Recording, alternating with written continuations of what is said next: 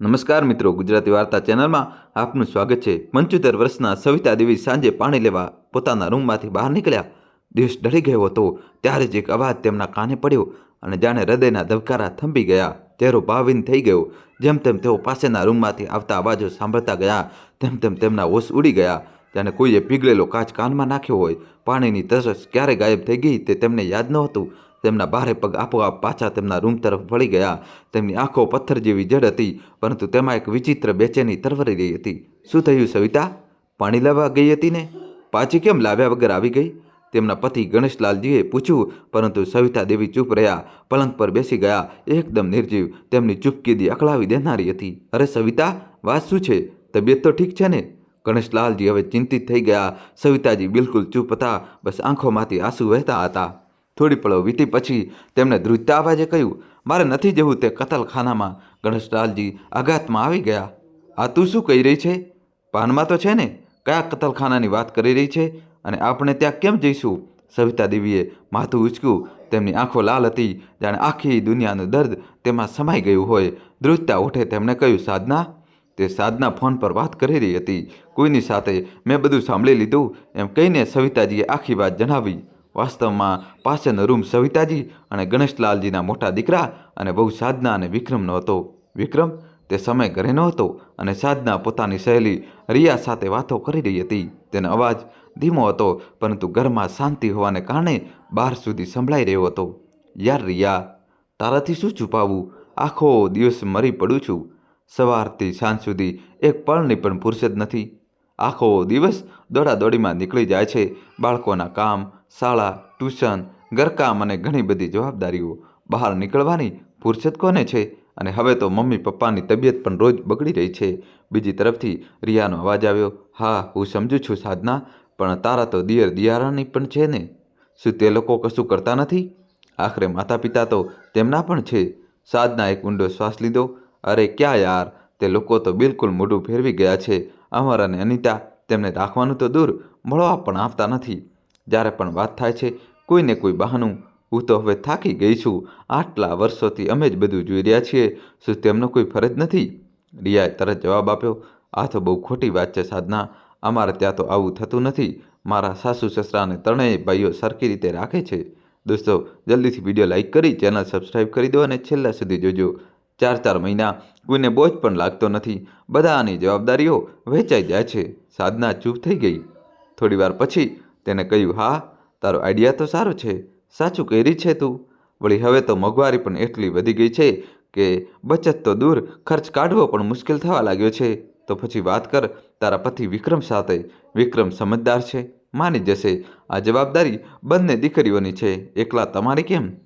સાધનાએ ઊંડો શ્વાસ લીધો। તું સાચું કહે છે, આજે રાત્રે જ તેમની સાથે વાત કરીશ। આખરે નાના દીકરા વહુની પણ કંઈક ફરજ છે કે નહીં?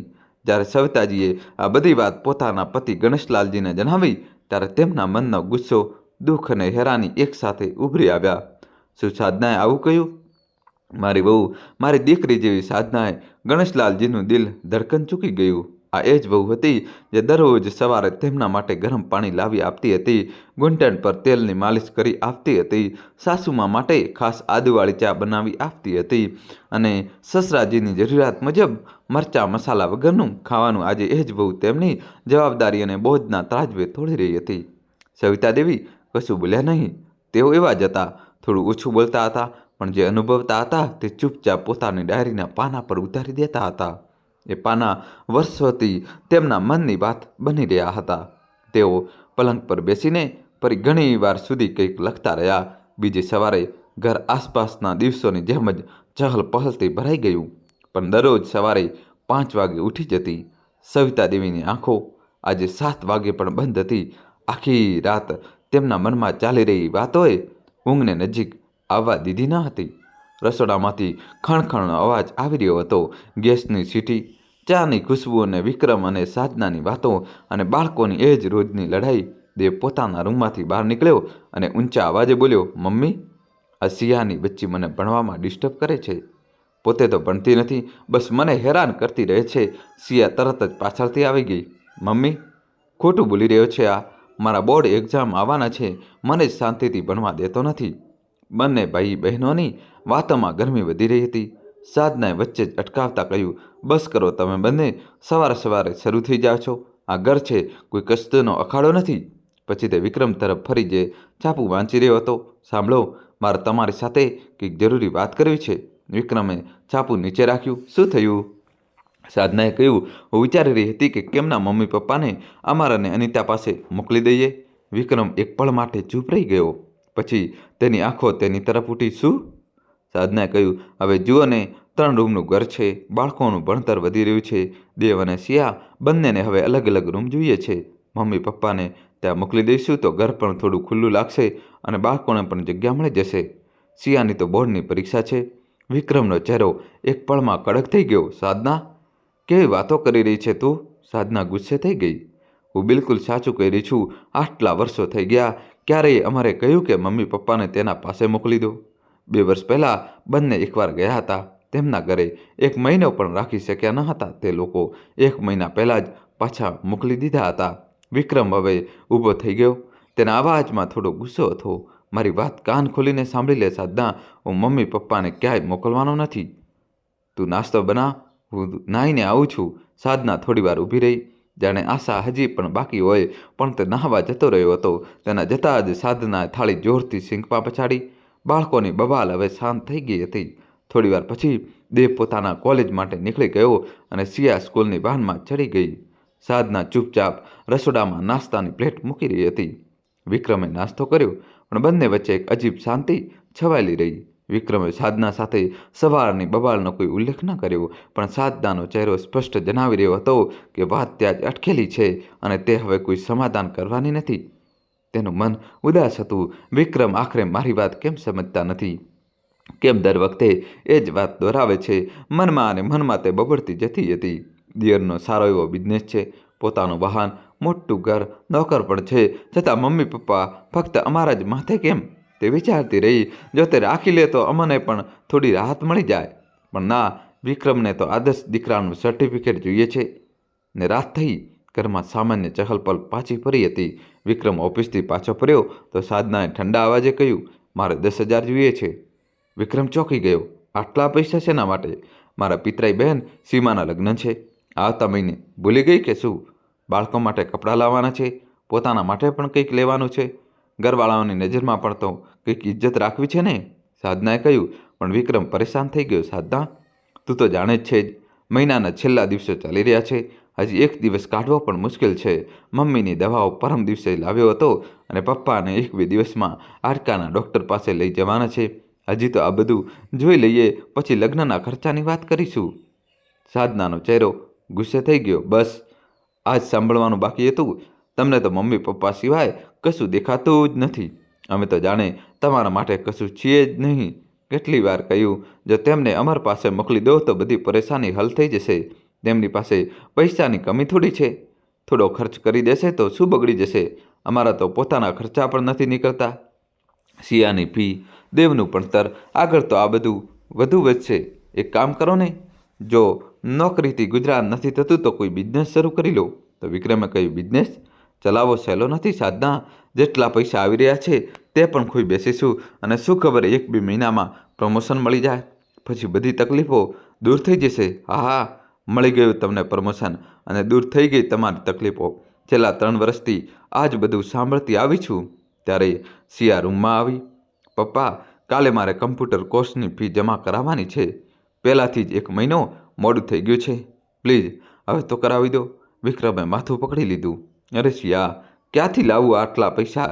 ઘરના ખર્ચામાં જ બધું નીકળી જાય છે. મમ્મી પપ્પાની દવાઓ, ડૉક્ટર, હવે તારી ફી પણ. હું તો એક જ માણસ છું, કેટલું સંભાળું? સિયાનો ચહેરો ઉતરી ગયો. સાધનાનો ગુસ્સો હવે ઉછળી રહ્યો હતો. હા, બસ આ જ કરો. મમ્મી પપ્પાનું રુદન કરતા રહો. અમે તો જાણે તમારા કશું લાગતા જ નથી. જો તેમને અમારા પાસે મોકલી દો તો અડધો બોજ જાતે જ હલકો થઈ જશે. વિક્રમે ગુસ્સામાં જોયું. સાધના, આ કોઈ વાત કરવાનો તરીકો છે? તો શું કરું? સાધના બોલી. દર વખતે એક જ વાર્તા. મમ્મી માટે દવા, પપ્પા માટે ડૉક્ટર અને અમારી જરૂરિયાતો, બાળકોનું ભણતર. મારી પણ તો કોઈ જિંદગી છે. વિક્રમ, શું હું ફક્ત સેવા માટે જ બની છું? વિક્રમ ચૂપ થઈ ગયો. તેની આંખોમાં એક અજીબ બેચેની હતી. સાધનાની વાતો તેના મનમાં ખૂંચી રહી હતી. ખરેખર તો સાચું છે તે મનમાં ને મનમાં તે વિચારવા લાગ્યો, હું પણ કેટલું ખેંચું, ઘરનો ખર્ચ મારા જ ખભા પર તો છે. અમર તો જાણે બધું ભૂલી જ ગયો છે. શું તે એટલો બેદરકાર થઈ ગયો છે કે તેને પોતાના મમ્મી પપ્પા પણ દેખાતા નથી? તેનું દિલ ભારે થઈ ગયું. બીજી સવારે ઘર આસપાસના દિવસોની જેમ જ ચહલ પહલથી ભરાઈ ગયું, પણ વિક્રમના મનમાં હજી પણ રાતની ગૂંચવણો ચાલુ હતી. કંઈક વિચારીને વિક્રમે ખિસ્સામાંથી ફોન કાઢ્યો અને અમરનો નંબર ડાયલ કર્યો. ફોનની ઘંટડી વાગી. એકવાર, બે વાર અને પછી અમરનો અવાજ આવ્યો. હા ભાઈ, બધું બરાબર છે. વિક્રમે જબરજસ્તી હળવી સ્મિત ચહેરા પર ઉડી. બધું બરાબર છે અમર, તો જણાવ કેવું ચાલી રહ્યું છે કામકાજ? બસ ભાઈ, એ જ દોડાદોડી. આજકાલ થોડું વધુ બીજી છું, એક પ્રોજેક્ટ હાથમાં છે. સારું સારું. વિક્રમ થોડી પળ ચૂપ રહ્યો અને પછી વાત બદલી. અમર ખરેખર મમ્મી પપ્પાની વાત કરવી હતી. સાધના પાસે ઊભી હતી, ચાનો કપ પકડીને દરેક શબ્દને ધ્યાનથી સાંભળી રહી હતી, પણ ફોનની બીજી તરફ શાંતિ છવાઈ ગઈ હતી. પછી વિક્રમે સ્વરને સામાન્ય રાખીને કહ્યું, મમ્મી ઘણીવાર તારું નામ લેતી રહે છે, પપ્પા પણ કહેતા રહે છે કે અમરનો અવાજ સાંભળે કેટલાય દિવસ થઈ ગયા છે, અને જુઓ ને સાધનાના પિયરમાં લગ્ન પણ છે. અમારે જવું પડશે. આ સમય જો તું તેમને તારા પાસે રાખી લે તો તેમને પણ સારું લાગશે. તારું ઘર પણ મોટું છે, ખુલ્લું છે, તો થોડો બદલાવ પણ થઈ જશે તેમના માટે. અમારે વાત સાંભળી પણ જવાબ થોડું વિચારીને આપ્યો. ભાઈ જુઓ, હું તો બિલકુલ ના નથી પાડી રહ્યો, પણ વાત એ છે કે અમારો નોકર રાજુ ગામ ગયો છે. એકલી અનિતાથી તો દેખરેખ નહીં થઈ શકે. મમ્મી પપ્પાની દવા, ખાવા પીવાનું બધું ટાઈમ પર જોઈએ. વિક્રમે કંઈ કહેવા માગ્યું પણ અમારે વાત પૂરી કરી. બસ 3-4 દિવસની વાત છે ભાઈ. રાજુ જ્યારથી ગામથી પાછો આવી જશે ત્યારે તમે મમ્મી પપ્પાને અમારા ઘરે લઈ આવજો. હું તેમને લેવા નહીં આવી શકું ભાઈ, બિઝનેસમાં એટલો સમય જ નથી મળતો. તો ઠીક છે, મને જણાવી દેજે, હું મૂકી જઈશ મમ્મી પપ્પાને. હા ભાઈ, એ જ બરાબર રહેશે. પછી હું નીકળું છું, એક ક્લાયન્ટનો કોલ છે. અને ફોન કપાઈ ગયો. ફોન કપાતા જ સાધના રૂમમાં આવી. ચહેરા પર એક સંતોષ હતો, જાણે કોઈ રાહ જોતી હોય તે પૂરી થઈ હોય. શું કહ્યું અમરે? તેને કહ્યું કે હજી નોકર નથી, તેમની પાસે 3-4 દિવસમાં આવી જશે તો હું તેમને મૂકી આવીશ. વિક્રમે જવાબ આપ્યો. સાધનાના ચહેરા પર એક સ્મિત ફરી વળ્યું. જોયું, મેં કહ્યું હતું ને, અમર માની જશે. પેલું શિયા અને દેવ પાસેના રૂમમાં બેઠા સાંભળી રહ્યા હતા. દેવે હવામાં હાથ ઉછાળતા કહ્યું, યસ, હવે મળશે મને આખો રૂમ. શિયાએ હસતા હસતા તેનું મોઢું દબાવ્યું. ચૂપ કર પાગલ, કોઈ સાંભળી જશે. પછી અટકીને શિયાએ દિવાલ પર ટીંગાડેલા પોતાના ટાઈમ ટેબલ તરફ જોયું અને હસતા હસતા બોલી, હવે તો હું સારી રીતે ભણી શકીશ. દાદા દાદીના ગયા પછી શાંતિથી પૂરું ધ્યાન લગાવી શકીશ ભણવામાં, અને જ્યાં સુધી તે પાછા આવશે ત્યાં સુધી મારા બોર્ડ એક્ઝામ પણ સમાપ્ત થઈ ચૂક્યા હશે. દોસ્તો, કહાનીમાં હવે નવો ટ્વિસ્ટ આવશે. છેલ્લા સુધી જોજો અને વિડીયો લાઇક કરીને દોસ્તો તમારા ભાઈ માટે ચેનલ સબસ્ક્રાઈબ કરી દો. બેફિકરાઈથી હસો અને હવે કોઈ ટીવી ધીમા અવાજે જોવાનો પ્રતિબંધ નહોતો કે નહોતી જલ્દી સૂઈ જવાની કોઈ ચિંતા. બંને બાળકો હસતા વાતો કરતા રૂમમાંથી બહાર નીકળ્યા. ત્યાં જ અચાનક તેમની માતા સાધનાનો અવાજ તેમના કાન પર અથડાયો. તે વિક્રમ સાથે વાત કરી રહી હતી. જ્યારે તમે મા બાબુજીને અમરના ઘરે મૂકી આવો તો ફરીથી તેમને પાછા લાવવાનું નામ ન લેતા. આટલા વર્ષો આપણે તેમની જવાબદારી ઉઠાવી છે અને હવે તેમનો વારો છે. અમર અને અનિતાને જ તેમને ત્યાં રાખવા દો. શિયા અને દેવ અટકી ગયા. બંને એકબીજા સામે જોયું, જાણે કોઈ વીજળીનો ઝટકો લાગ્યો હોય. હંમેશા માટે દાદા દાદી હંમેશા માટે ત્યાં રહેશે, દેવે ધીમા અવાજે કહ્યું. તેની આંખો આશ્ચર્યથી પોળી થઈ ગઈ હતી. શિયાનો ચહેરો પણ મૂંઝાઈ ગયો. તેને પણ દાદા દાદીને તો ત્યાં બિલકુલ સારી નથી લાગતું. તેમનું મન નહીં લાગે ત્યાં. મને યાદ છે છેલ્લી વાર જ્યારે તેઓ ગયા હતા ત્યારે મને કહ્યું હતું કે દિલ ગભરાઈ જાય છે. ત્યાં બધું અજાણ્યું લાગે છે. હવે બંને બાળકોના ચહેરાની ચમક ક્યાંક ગાયબ થઈ ચૂકી હતી. દાદા દાદી વિશે વિચારીને તેમનું દિલ બેસી જ જઈ રહ્યું હતું. વિક્રમ માતા બાબુજીના રૂમ તરફ વધ્યો. તેના મન પર જાણે કોઈ ભારે પથ્થર મુકાયેલો અનુભવી રહ્યો હતો. તેને ખબર હતી કે આ વાત માતા બાબુજીને ચૂપશે, પણ તે પણ મજબૂર હતો. અંદરથી સવિતા દેવીના ઉધરસનો અવાજ આવી રહ્યો હતો. તેને દરવાજો ખખડાવ્યો. ગણેશલાલજી બોલ્યા, આવી જા બેટા, દરવાજો ખુલ્લો છે. વિક્રમે રૂમમાં દાખલ થતાં જ રોજની જેમ હસવાની કોશિશ કરી. પહેલાં થોડી ઔપચારિક વાતો કરી. માં, તબિયત કેવી છે? દવાઓ સમયસર લીધી છે ને? સવિતા દેવીએ હળવું માથું હલાવ્યું. હા બેટા, બધું બરાબર છે. વિક્રમે એક ઊંડો શ્વાસ લીધો. તેનું ગળું સુકાઈ રહ્યું હતું, પણ વાતને ટાળવી હવે શક્ય નહોતી. મા બાબુજી, હું અમર સાથે વાત કરી રહ્યો હતો. તે ઈચ્છે છે કે તમે બંને થોડા દિવસ તેની સાથે રહો. મેં કહ્યું કે બરાબર છે, 2-3 દિવસમાં તમને ત્યાં મૂકી આવીશ. રૂમમાં ગાઢ સન્નાટો છવાઈ ગયો. એવું લાગ્યું જાણે સમય થોડી ક્ષણ માટે ત્યાં જ અટકી ગયો હોય.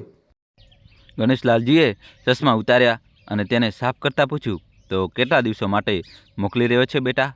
વિક્રમે નજર ફેરવીને કહ્યું, 2-3 દિવસમાં મૂકી આવીશ. પછી જેવો સમય રહેશે તેવું જોઈશું. સવિતા દેવી કંઈ બોલવા માગતી હતી, પણ ગળામાં અટકી ગયું.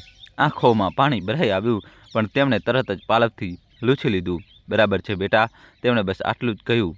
વિક્રમે બળજબરીથી એક ફીકી સ્મિત ઓઢી અને બોલ્યો, તમે લોકો ચિંતા ન કરો, અમરના ઘરે આરામ રહેશે અને નોકર પણ છે ત્યાં.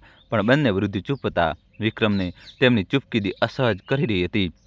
આખરે તે ઊભો થયો અને ધીમેથી બોલ્યો, હું થોડું કામ પતાવી લઉં, પછી આવું છું, અને રૂમમાંથી બહાર નીકળી ગયો. સવિતા દેવી અને ગણેશલાલજીના મનમાં તોફાન હતું, પણ ચહેરો બિલકુલ શાંત.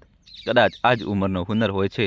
અંદર ભલે બધું સળગીને રાખ થઈ જાય, પણ ચહેરાની ચૂપકીદી તેનો આભાસ પણ થતો નથી. દોસ્તો, કહાની છેલ્લા સુધી જોજો અને વિડીયો લાઇક કરીને ચેનલ સબસ્ક્રાઈબ કરી દો. તેઓ બસ થોડી વાર તે જગ્યાને જોતા રહ્યા જ્યાં દિવાલ પર એક તસવીર લટકતી હતી. એક જૂનો પારિવારિક ફોટો. બંને દીકરાઓ હસતા ડાબે જમણે ઊભા હતા. બંને વહુઓ એકબીજાને અડીને ઊભી હતી અને તેઓ બંને વૃદ્ધ વચ્ચે હતા. હવે એ જ તસવીર તેમને અજાણી લાગી રહી હતી. થોડીવાર પછી ગણેશલાલજીએ ધીમા અવાજે કહ્યું, સવિતા, ભૂલ કોઈની નથી. કદાચ સમય જ એવો આવી ગયો છે એ બાળકોને પણ પોતાની મજબૂરી છે. તે જ સાંજે સાધનાએ માતા બાબુજીને પસંદનું ભોજન બનાવ્યું. સવિતા દેવીને મગની દાળ અને બાજરાનો રોટલો પસંદ હતો અને ગણેશલાલજી માટે બટેકા કોબીની સૂકી ભાજી અને ખીર. આમ તો સાધના હંમેશા તેમની પસંદનું ધ્યાન રાખતી હતી, પણ આજે તેનું ધ્યાન કંઈક વધારે જ હતું. કદાચ મનોમન તેને લાગી રહ્યું હતું કે અમરના ઘરે ગયા પછી તેમને આ બધું કદાચ ન મળે. સાધનાનો સ્વભાવ ખરાબ ન હતો, પણ સમય અને પરિસ્થિતિઓને તેને થોડી સ્વાર્થી બનાવી દીધી હતી. અનિતાના સ્વભાવથી પણ તે ઘણી હદ સુધી વાકેફ હતી. તેથી સાધનાએ વિચાર્યું કે જ્યાં સુધી તેઓ બંને અહીં છે તેમની પસંદનું જ બનાવશે. જ્યારે સવિતા દેવી અને ગણેશલાલજી ભોજન કરવા બેઠા, ત્યારે તેમની મનપસંદ વસ્તુઓ જોઈને તેમના મનમાં એક વિચિત્ર વિચાર આવ્યો. જાણે બકરાને હલાલ કરતાં પહેલાં તેને સારી રીતે ખવડાવવામાં પીવડાવવામાં આવે છે. શું અમારી સાથે પણ એવું જ થઈ રહ્યું છે? દોસ્તો, કહાની છેલ્લા સુધી જોજો. હવે કહાનીમાં મિત્રો નવો ટ્વિસ્ટ આવશે. વિડીયો લાઇક કરીને જલ્દીથી તમારા ભાઈ માટે ચેનલ સબસ્ક્રાઈબ કરી દો. ગણેશલાલજીએ ભોજન જોયું અને પૂછી બેઠા, સાધના બેટી, આટલું બધું કેમ બનાવ્યું? સાધનાએ હળવા સ્મિત સાથે કહ્યું, બસ બાબુજી, મન થયું તમે ખાઓ ને, મેં તમારા માટે ખાસ બનાવ્યું છે. પણ તેના સ્મિતમાં એક વિચિત્ર અપરાધ ભાવ હતો, જે તે છુપાવવાની કોશિશ કરી રહી હતી. આગળના 2 દિવસ જાણે પવનના ઝોકાની જેમ ઉડી ગયા. સાધનાએ માતા બાબુજીનો સામાન પેક કરવાનું શરૂ કરી દીધું. આખરે તે દિવસ આવી ગયો જ્યારે સવિતા દેવી અને ગણેશલાલજીને પોતાના નાના દીકરા અમરના ઘરે જવાનું હતું. સવારનો તડકો આંગણામાં ફેલાયો હતો. ઘરની અંદર હલચલ હતી. આંગણાના એક ખૂણામાં માતા બાબુજીના બેગ મૂકી દેવાયા હતા. બસ થોડો સામાન બાકી હતો, જે સાધના હજુ તેમના રૂમમાંથી લાવવાની હતી. ટેક્સી થોડી જ વારમાં આવવાની હતી. વિક્રમે ટેક્સીવાળાને ફોન કર્યો, પણ તે બોલ્યો, ભાઈ સાહેબ, હજુ થોડી વાર લાગશે. ટેક્સી રસ્તામાં ખરાબ થઈ ગઈ હતી, રિપેર કરાવી રહ્યો છું. આંગણામાં આવીને બેઠેલા સવિતા દેવી અને ગણેશલાલજીની આંખો વારંવાર તેમના દીકરા તરફ જોઈ રહી હતી. કદાચ કોઈ બીજા નિર્ણયની રાહ જોઈ રહી હતી. એ સિયા ફરી એકવાર તેની માતા પાસે આવીને વિનમવા લાગી, મમ્મી, મારી કોચિંગ સેન્ટરની ફી પ્લીઝ કંઈક કરો ને. સાધનાએ પોતાની દીકરી સામે જોયું. આંખો ભરાઈ આવી. બેટા, હજુ સમય નથી, પપ્પા સાથે વાત કરી લેજે. બસ આટલું કહીને તે ઝડપથી માતા બાબુજીના રૂમ તરફ વધી ગઈ. સાધના રૂમમાં દાખલ થઈ. તેની નજર ચારે બાજુ ફરી. તેને એક ઊંડો શ્વાસ લીધો અને બાકીના 2 બેગ ઉઠાવવા માટે હાથ લંબાવ્યો. ત્યાં જ તેની નજર તેના નાના બેગ પર પડી, જેમાં માતા બાબુજી પોતાના પેન્શનના પૈસા રાખતા હતા. તે અટકી. 2 દિવસ પહેલાં જ તો તેમની પેન્શન આવી હતી. પૈસા તો આમાં પડ્યા હશે, તેને મનોમન વિચાર્યું. અને હમણાં જ સિયા રડી રહી હતી. કોચિંગની ફી માટે લઈ લઉં છું, મનમાં વિચાર આવ્યો. ત્યાં અમરના ઘરે માતા બાબુજીને પૈસાની શું જરૂર પડશે? તેને ચારો બાજુ જોયું, કોઈ નહોતું. માથું પરસેવાથી ભીંજાઈ ગયું હતું. હે ભગવાન, માફ કરી દેજો. મને ખબર છે આ પાપ છે, પણ તમે તો બધું જાણો છો. બાળકોના ભણતરનો સવાલ છે. તેની આંગળીઓ ધ્રુજી રહી હતી, પણ તેણે બેગની ચેન ખોલી. ત્યાં જ બેગમાંથી કંઈક સરી પડ્યું અને જમીન પર પડ્યું. સવિતા દેવીની ડાયરી હતી. તે પોતાની મેળે વચ્ચેથી ખુલી ગઈ અને એક પાનું સાધનાની આંખો સામે હતું. તેની નજર તેના પર અટકી ગઈ. તે પાના પર લખ્યું હતું, મારા જીવનના તે મુશ્કેલ ક્ષણો. વાંચતા જ સાધનાના ચહેરા પર પ્રશ્નો તરવા લાગ્યા. દોસ્તો, કહાની હજુ બાકી છે. જોડાયેલા રહેજો અમારી સાથે. જલ્દીથી દોસ્તો વિડીયો લાઇક કરીને ચેનલ સબસ્ક્રાઈબ કરી દીજો. મિત્રો હવે કહાનીમાં નવો ટ્વિસ્ટ આવશે. અંત સુધી અમારી આ શું છે તે ગણગણી તેને ડાયરીને ઉઠાવી પલટાવી જોયું. લખાણ માંજીનું જ હતું, પણ આ ડાયરી તો તેને ક્યારેય જોઈ જ નહોતી. તેમની અસલી ડાયરી તો ભૂરા રંગની હતી, તે જ જેને તે અવારનવાર ઓશિકા પાસે રાખતી હતી, જેમાં તે ક્યારેક ભજન લખતી હતી તો ક્યારેક જે મનમાં આવે તે. તો આ બીજી જ છે?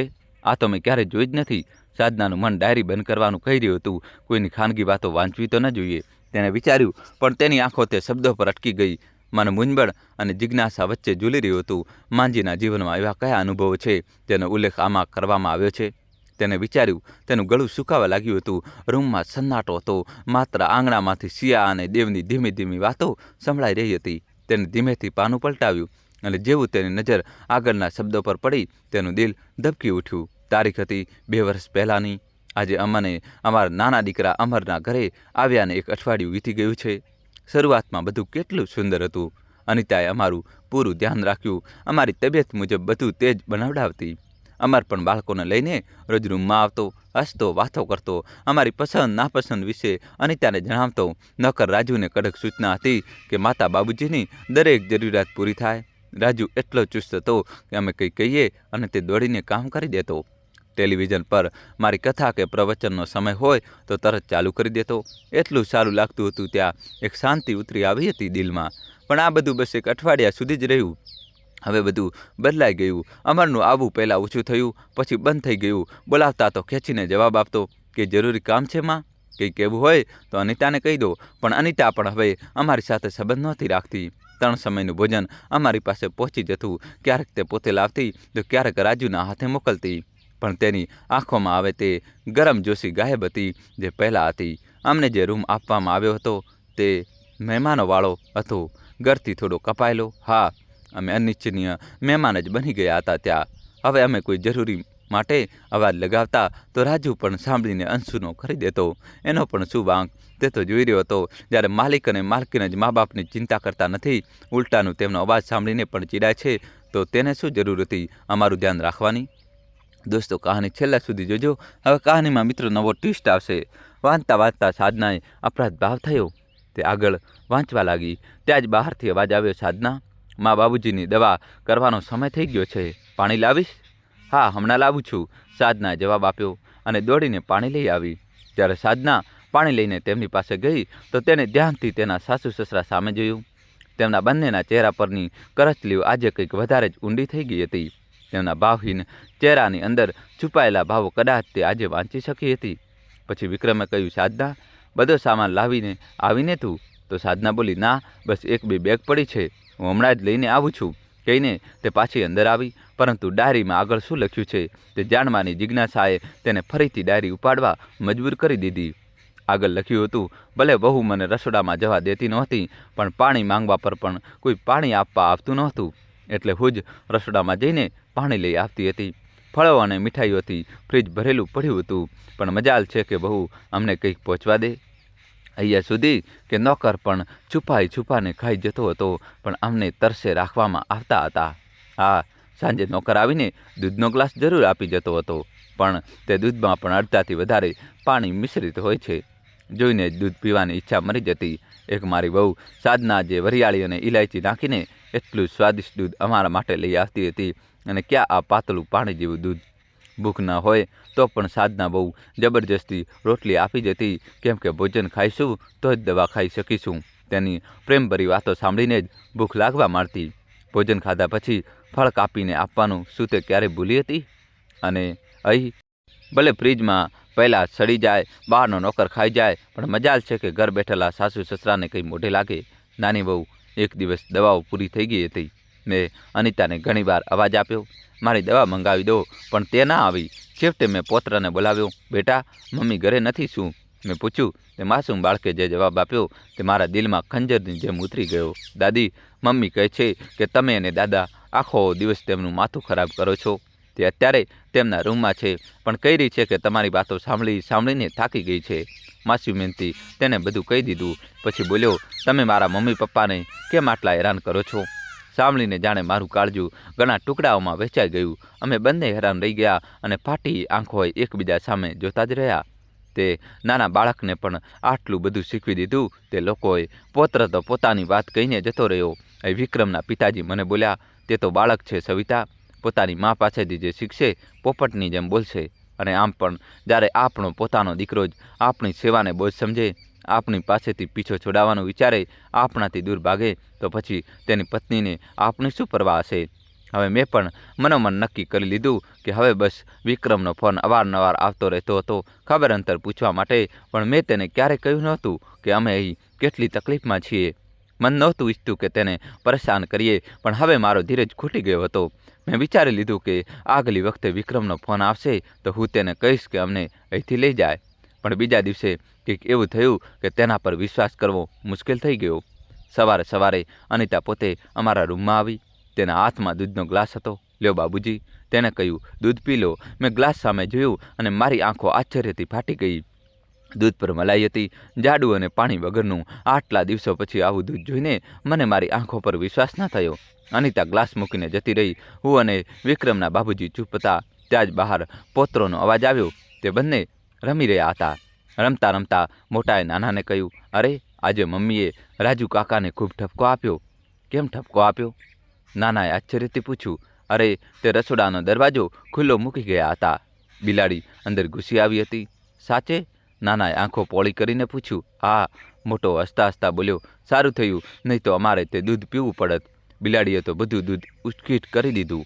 અરે તે તો મજા પડી ગઈ. નાનો ખુશ થઈ ગયો. બંને એકબીજાને તાળી મારવા લાગ્યા અને તેમનું હાસ્ય રૂમ સુધી ગુંજી રહ્યું હતું. દોસ્તો, કહાની છેલ્લા સુધી જોજો, નવો ટ્વિસ્ટ આવશે. વિડીયો લાઇક કરી ચેનલ સબસ્ક્રાઈબ કરી દો. મને સમજતા વાર ન લાગી કે આજે આ મહેરબાની કેમ હતી. તે દૂધ જે બિલાડીએ ઉચકીટ કરી દીધું હતું તે અમને પીરસવામાં આવ્યું હતું. મારા મનમાં ધિક્કાર અને દુઃખનું વાવાઝોડું ઉઠ્યું. આ અમારી ઇજ્જત હતી જે અમને જાનવરનું ઉચકુટ દૂધ આપી દેવામાં આવે. તે જ સમયે મેં અનિતાને અવાજ આપ્યો. વિક્રમના બાબુજી મને મના કરી રહ્યા હતા. સવિતા, રહેવા દે, બસ 2-4 દિવસની વાત છે. વિક્રમનો ફોન આવશે અને આપણે અહીંથી જતા રહીશું. શું જરૂર છે હવે કંઈ કહેવાની? પણ મારા માટે આ સહનશીલતાની હદની બહાર હતું. મારું મન ચીસ પાડી રહ્યું હતું. આ ફક્ત દૂધની વાત નહોતી, આ તે તિરસ્કારની વાત હતી જે અમે દરેક ક્ષણ સહન કરી રહ્યા હતા. મેં ફરીથી અવાજ આપ્યો. અનિતા, અનિતા બહુ. તે પોતાના રૂમમાં જઈને બેઠી જ હતી કે મારો અવાજ સાંભળીને તે ગુસ્સામાં બહાર નીકળી. શું છે? તેના અવાજમાં ચીડ હતી, જાણે મેં કોઈ ગુનો કરી દીધો હોય. કેમ આખો દિવસ મારા નામની માળા જપતા રહો છો તમે? તમને કોઈ કામ નથી? પણ મને તો છે. હું હેરાન હતી. એક તો ચોરી, ઉપરથી છીના ચોરી. તેનો લહેજો મારા દિલને વધારે ચૂબ્યો, પણ મેં ગુસ્સાને પી લીધો. સીધો કોઈ આરોપ લગાવવાને બદલે મેં શાંતિથી કહ્યું, બેટા, આજે અમારું દૂધ પીવાનું મન નથી. આ દૂધનો ગ્લાસ તું બાળકોને આપી દે. મારી વાત સાંભળીને અનિતાનો ચહેરો એક પળ માટે સખત થઈ ગયો. કદાચ તેને અંદાજ આવી ગયો હતો કે મને કંઈ ખબર પડી ગઈ છે, પણ તેણે કંઈ જણાવ્યું નહીં. અનિતા ગુસ્સાથી બોલી, ના, બાળકો નહીં પીએ આ દૂધ. હજી તો તેમનો દૂધ પીવાનો સમય નથી થયો. મેં તેની આંખોમાં જોયું. તેનો ગુસ્સો મને વધારે ભડકાવી રહ્યો હતો. અરે તો શું થયું? વધતું શરીર છે, દૂધ તો ફાયદો જ આપશે. અને પછી મેં બહાર રમી રહેલા પોત્રોને અવાજ આપ્યો. અરે બેટા, અહીં આવો. બંને બાળકો દોડતા રૂમમાં આવ્યા. તેમની આંખો ઉત્સાહથી ચમકી રહી હતી. મેં મોટા પોત્ર તરફ ગ્લાસ લંબાવ્યો. આ લ્યો બેટા, દૂધ પી લો. તમારી દાદીને આજે પીવાનું મન નથી. મારી વાત હજુ પૂરી પણ નહોતી થઈ કે અનિતાએ અંગારા જેવી આંખોથી મારી સામે જોયું.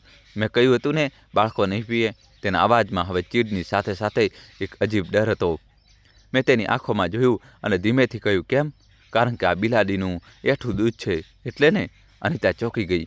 તેના ચહેરા પરથી જાણે રંગ ઉડી ગયો. ના ના તો, તેણે અચકાતા કહ્યું. પણ તેની આંખો તેના જૂઠાતાને જણાવી રહી હતી. તો પછી બાળકોને પીવા દે આ દૂધ? મેં શાંત પણ મક્કમ સ્વરમાં કહ્યું. મારી વાત સાંભળીને અનિતાનો ચહેરો લાલ થઈ ગયો. તે એકદમ મારી તરફ આગળ વધી અને પૂરી તાકાતથી મારા હાથમાંથી ગ્લાસ છીનવી લીધો. બીજા જ પળે તેને ગ્લાસ જમીન પર પછાડ્યો. રૂમમાં દૂધ ફેલાઈ ગયું અને કાચના ટુકડા ફર્શ પર ફેલાઈ ગયા. બાળકો ડરના માર્યા પાછળ હટી ગયા, પણ અનિતા અહીં ન અટકી. તેને મને જે કડવી કડવી સંભળાવી તે મારા દિલને ચીરી ગઈ. તમને શરમ નથી આવતી? આખો દિવસ બસ આ ડ્રામા કરતા રહો છો. અમને શાંતિથી જીવવા નથી દેતા. મારા ઘરમાં મારા પર જ રોપ જમાવો છો. મારું અપમાન કરો છો. હવે જુઓ હું શું કરું છું. હું સતબદ્ધ હતી. તેનો દરેક શબ્દ મારા મનને છલણી કરી રહ્યો હતો. તે પગ પછાડતી રૂમની બહાર નીકળી ગઈ. તેનો ચહેરો આગની જ્વાળાનું જેમ ધગધગી રહ્યો હતો. બાળકો હજુ પણ ત્યાં ચૂપચાપ ઊભા હતા.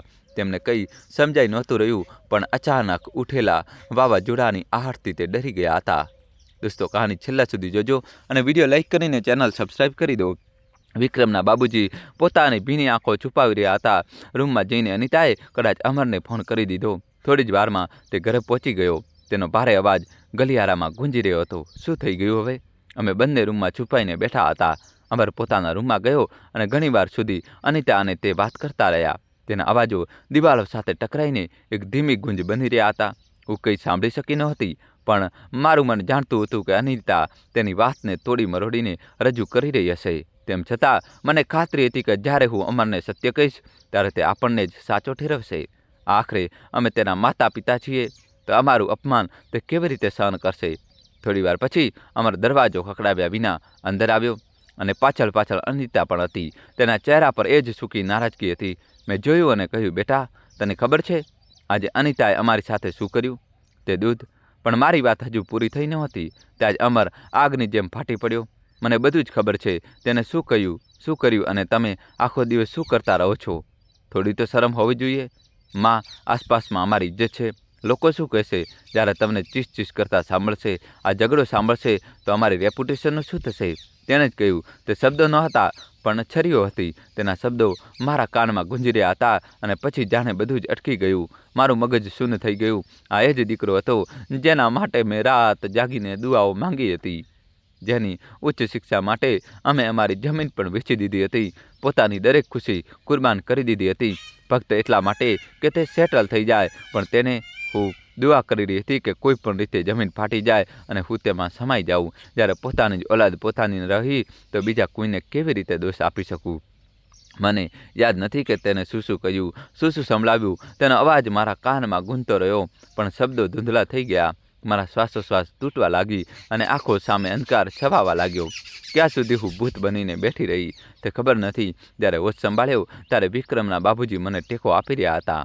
તેમની આંખો ભીની હતી, પણ તે ચૂપ હતા. કદાચ તે પણ મારી જેમ તૂટી ગયા હતા. બીજી સવારે બધું પહેલાં જેવું શાંત હતું.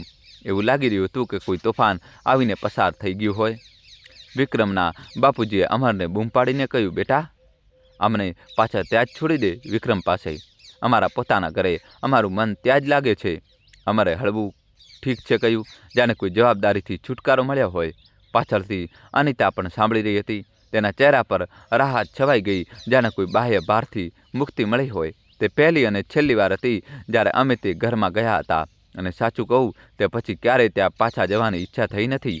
અને ભગવાન પાસે દુઆ છે કે ફરી ક્યારેય ત્યાં જવાનો વારો ના આવે. વિક્રમ અને સાધનાને અમે આ વિશે કંઈ જણાવ્યું નહોતું. જો તેમને ખબર પડત કે તેમના નાના ભાઈએ અમારી સાથે શું કર્યું તો તેમને કેટલું દુઃખ થાત. અમે અમારા દુઃખને મનમાં દફનાવી દીધું. મેં વિચાર્યું કે જો દુઃખ હળવું કરવું હોય તો ડાયરી જ સાચી. આ પન્ના મારું દર્દ સાંભળી લે છે અને ક્યારેય જવાબમાં કંઈ કહેતા નથી. સાધનાની આંગળીઓ ધ્રુજી રહી હતી. ડાયરીનું તે પાનું જે અત્યાર સુધી તેને વાંચ્યું હતું તેના આંસુઓથી સંપૂર્ણપણે ભીંજાઈ ચૂક્યું હતું. સાઈ કેટલીક જગ્યાએ ફેલાઈ ગઈ હતી. તેને ઊંડો શ્વાસ લીધો અને આગલા પન્ના ફેરવવા લાગી. 3 દિવસ પહેલાંની તારીખ હતી. આજે મેં મારી વહુ સાધનાના મોઢેથી કંઈક એવું સાંભળ્યું જેને સાંભળીને મારી આત્મા પણ કાંપી ગઈ. તે અમને અહીંથી મોકલવાની વાત કરી રહી હતી. હું જાણું છું કે આ તેનો ગુસ્સો નહોતો, આ તેની મજબૂરી હતી જે શબ્દોના સ્વરૂપે બહાર નીકળી આવી, પણ તે એક ક્ષણે મને અંદરથી તોડી નાખી. આજે વિક્રમે પણ વાતોમાં કહી દીધું, માં, હવે તમે લોકો અમર પાસે જતા રહો. દોસ્તો, કહાની છેલ્લા સુધી જોજો. હવે નવો ટ્વિસ્ટ આવશે. દોસ્તો, જલ્દીથી તમારા ભાઈ માટે વિડીયો લાઇક કરીને ચેનલ સબસ્ક્રાઈબ કરી દો. અને હું સમજી ગઈ કે નિર્ણય થઈ ચૂક્યો છે. હું નથી જાણતી કે અમે ત્યાં અનિતાને અમરની બેરૂખી, અનિતાની તીખી વાતો અને તે ઉપેક્ષાને કેવી રીતે સહન કરીશું, પણ જે ભગવાનને મંજૂર. વિક્રમ અને સાધનાની પણ પોતાની મજબૂરીઓ છે. મારો વિક્રમ કેટલો વહાલો છોકરો છે. પોતાની દરેક પરેશાનીને તે પોતે જ પોતાના ખભા પર લઈ લે છે, પણ કોઈ બીજાને તકલીફ થવા દેતો નથી. અને મારી સાધના, આવી વહુ તો નસીબદાર લોકોને મળે છે. ખબર નહીં કયા પૂર્ણ કર્યા હતા પાછલા જન્મમાં કે સાધના અમારી વહુ બનીને આવી. હું જાણું છું કે તેનું જીવન સરળ નથી. બાળકોનો અભ્યાસ, ઘરનો ખર્ચ, અમારી દવાઓ, ડૉક્ટરની ફીનો ખર્ચ અને આખું ઘર તે બધું એકલી જ સંભાળે છે. ક્યારેક ક્યારેક બધી પરેશાનીઓ હતી તેનું મન ભારે થઈ જાય છે, પણ તે તેમ છતાં અમને પ્રેમ આપે છે. હું ફક્ત દુઆ કરું છું કે મારા વિક્રમ અને સાધના, મારી સિયા, મારો દેવ બધા હંમેશા હસતા રહે. જો અમારા જવાથી તેમનો બોજ હળવો થશે તો અમે ચાલ્યા જઈશું. બસ એટલું જ ઈચ્છું છું કે ભગવાન મારા બાળકોને હંમેશા ખુશ રાખે, તેમને બધી પરેશાનીઓમાંથી ઉગારી લે. એક માનવ આશીર્વાદ છે. સાધનાનો શ્વાસ જાણે અટકી ગયો હતો. તેનું ગળું ભરાઈ ગયું હતું. તે ખુરશી પર બેસી ગઈ, આંખોથી ચહેરો ઢાંકી લીધો. તેના અંદર સવાલો ગુંજવા લાગ્યા. શું પોતાના સુખ માટે માતા પિતાનો ત્યાગ વાજબી છે? શું તે ખરેખર બોજ બની ગયા છે? કે પછી અમે જે સંવેદનહીન થઈ ગયા છીએ? હા, તેમના ઈલાજનો ખર્ચ ભારે હતો. હા, ક્યારેક ક્યારેક બાળકો માટે ઘણું ઈચ્છવા છતાં પણ કંઈ કરી શકતી નહોતી. પણ તેમની સેવા કરીને જે આશીર્વાદ મળતો હતો, તે આશીર્વાદથી જે સુકૂન મારા દિલને મળતો હતો, શું તે સુકૂનનું કોઈ મૂલ્ય હોઈ શકે છે? એ બાર આંગણામાં ઊભા દેવ અને સિયા ચૂપ હતા. ન તો સ્મિત હતું, ન તો શરારત. ફક્ત એક ઊંડી નજર હતી જે દાદા દાદીના તે ચહેરાને વાંચી રહી હતી, જેમાં લાચારી, થાક અને મૌનની તકલીફ ઉતરી આવી હતી. ટેક્સી બહાર ઊભી હતી. સામાન મૂકી ગયો હતો. વિક્રમ બહાર નીકળીને આવ્યો. સાધનાએ બૂમ પાડી, સાધના આવ, ટેક્સી આવી ગઈ છે. સવિતાજી અને ગણેશલાલજી ઊભા રહીને બેચેન નજરથી પોતાના ઘર તરફ જોયું, જ્યાં તેમણે આખી જિંદગી વિતાવી હતી. દોસ્તો, કહાની છેલ્લા સુધી જોજો. નવો ટેસ્ટ આવશે. તમારા ભાઈ માટે વિડીયો લાઈક કરી દો. ત્યારે જ રૂમમાંથી બહાર આવેલી સાધના ભીના ચહેરા સાથે થોડી ક્ષણ દરવાજા પર જ ઊભી રહી. પછી બૂમ પાડી, માં! તો સવિતા દેવી રડતા અવાજે બોલ્યા, આ બેટી તારી જ રાહ જોઈ રહી હતી. એમ કહીને તેમણે પોતાનો હાથ આશીર્વાદ માટે આગળ વધાર્યો. પણ સાધના દોડતી દોડતી આવી અને ભરેલી આંખો સાથે પોતાની સાસુને પોતાની બાહોમાં ભરી લીધી. તે ધ્રુસકે ધ્રુસકે રડી પડી. મનની અંદરની ગાંઠ ખુલી ચૂકી હતી. તે કેટલાક મહિનાઓથી દિલમાં ગુસ્સા અને બોધના નામે જમા થઈ રહી હતી. તે હવે આંસુઓ સાથે વહી રહી હતી. તમે લોકો ક્યાંય નહીં જાઓ, અહીં જ રહેશો અમારી પાસે. આ સાંભળીને બધા અવાક રહી ગયા. તે સાધનાને એટલું રડતા જોઈને આશ્ચર્યચકિત હતા. વિક્રમે ચોંકીને પૂછ્યું, સાધના, તું કેમ રડી રહી છે? આખરે શું થઈ ગયું છે? અને હવે ટેક્સી પણ આવી ગઈ છે. તો સાધના પોતાના સાસુ સસરાનો હાથ પકડતા હિબકા લેતા બોલી, મેં કહ્યું ને, હું તેમને ક્યાંય જવા નહીં દઉં. પૈસાની તંગી છે તો હું ઘરે સિલાઈનું કામ શરૂ કરી દઈશ, પણ તેમનો સાથ નહીં છોડું. તમે લોકો અંદર ચાલો. દેવ, સિયા, બધો સામાન પાછો અંદર લઈ આવો. આ વાતો સાંભળીને જ્યાં વિક્રમનું મન પ્રસન્ન થઈ ગયું, તો બંને બાળકો પણ ખુશીથી કૂદી પડ્યા. પછી દાદા દાદી તરફ દોડ્યા અને તેમને વીંટળાઈ ગયા. અહીં સવિતા દેવી અને ગણેશલાલજીની આંખોમાંથી પણ શ્રાવણના વાદળો વરસતા હતા. કોઈને સમજાઈ રહ્યું ન હતું કે સાધનાના હૃદય પરિવર્તનનું કારણ શું હતું, પણ એટલું જરૂર સમજી શકતા હતા કે કંઈક તો જરૂર થયું છે. વિક્રમ કંઈ કહેવા જતો હતો કે તેનો ફોન વાગ્યો. તે ચૂપચાપ ઊભો થયો. પણ સાંભળતા જ તેના શ્વાસ અટકી ગયા. સાધના અને બાકી બધા તેની તરફ જોવા લાગ્યા. શું થયું પાપા? તમે ઠીક તો છો ને? વિક્રમ થોડી ક્ષણ ચૂપ રહ્યો, પછી બેસી ગયો. મારું પ્રમોશન થઈ ગયું છે. તેને મોટી મોટી આંખોથી સાધના તરફ જોયું. આવતા મહિનાથી મારી સેલરી ડબલ થઈ જશે. સિયાએ ચીસ પાડી, ખરેખર પાપા? તમારું પ્રમોશન? દેવ કૂદી પડ્યો. હવે દાદાનું ઓપરેશન પણ થઈ જશે, દાદીની દવા પણ, અને અમારી કોચિંગ ક્લાસની ફી પણ. બંને બાળકો ખુશીથી નાચવા લાગ્યા. ધ્રુજતા હાથોથી સાધનાએ સાસુ સસરાના પગ સ્પર્શ્યા. મા બાપુજી, આ બધું તમારા આશીર્વાદનું જ ફળ છે. તમે જ તો અમારી તાકાત છો. તમારા વિના આ ઘર ક્યાં રહી જાત? ગણેશલાલજી એ ધ્રુજતી હથેળીઓથી વહુનું માથું પસરાડ્યું અને સવિતા દેવીએ તેને પોતાની બાહોમાં ભરી લીધી. સાધના, વિક્રમ અને બાળકો બધા એકસાથે ભેટી પડ્યા. બધી ફરિયાદો, બધા દુઃખ, બધા બોધ તે એક આલિંગનમાં ક્યાંક પાછળ છૂટી ગયા. તો મિત્રો, તમને શું લાગે છે કે સાધનાએ અંતમાં જે કર્યું, શું તે સાચું હતું? તમારો અભિપ્રાય કોમેન્ટ બોક્સમાં જરૂર લખો. જો તમને વાર્તા ગમી હોય તો વિડીયોને લાઈક કરો, ચેનલને સબસ્ક્રાઈબ કરો, અને જો આ વાર્તાને તમારા દિલને સ્પર્શ કર્યો હોય તો આ વાર્તાને શેર ચોક્કસ કરો તમારા મિત્રો સાથે. તમારી એક શેરથી કોઈ બીજાની વિચારસરણી પણ બદલાઈ શકે છે. વાર્તાને અંત સુધી સાંભળવા બદલ તમારો ખૂબ ખૂબ આભાર. અને દોસ્તો, તમે કયા ગામ, કયા શહેરથી આ કહાની જોઈ રહ્યા છો? કોમેન્ટમાં તમારું ગામનું નામ, શહેરનું નામ જણાવવું જ પડશે મિત્રો. વિડીયો લાઈક કરીને તમારા ભાઈ માટે ચેનલ સબસ્ક્રાઈબ કરી દો. ખૂબ ખૂબ ધન્યવાદ. દિલથી આભાર આખી કહાની સાંભળવા બદલ. Thank you.